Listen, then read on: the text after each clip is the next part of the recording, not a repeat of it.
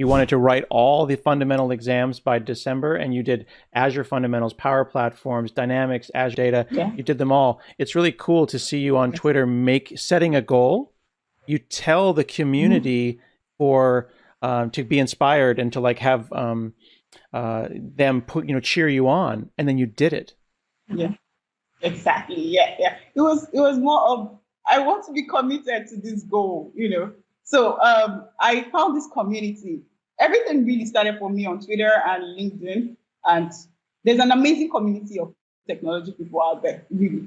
People who are always willing to learn, people who are willing to accept you, people who are willing to show you the way. This is how it works.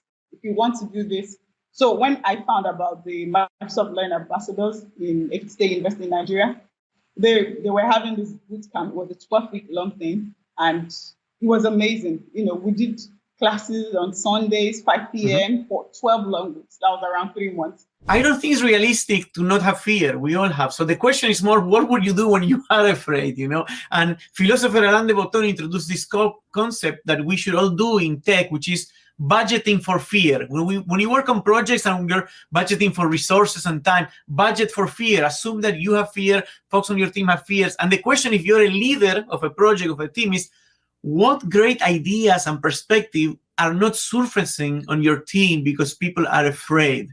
And what type of safety can you inject in that environment? If you're the person with the idea, you can work on that courage, but courage sometimes is to publish, like Galileo did, and courage sometimes is to run for the hills. Like, it's okay to run away from an environment that is toxic for you, doesn't foster your growth, and go somewhere else. So you can ask yourself, who am I working for? Who am I working with? Are these people bringing the best of us, are allowing me to innovate, And you can choose many times, not always, who you work for. So, yeah. What is the student zone? And also, is Microsoft Build relevant for students? I thought it was for professional developers. Yeah, it's a great question. And I think one we really get asked quite frequently. We started the Student Zone a few years ago as this concept of, we wanted to invite professional developers that were attending Build here in Seattle when we still did things in person, and bring some of their students along with them. Their kids age pretty much, I think, between 14 and 21. And we put on a bunch of programming just for them, had career sessions and everything else. And it was just such a great experience.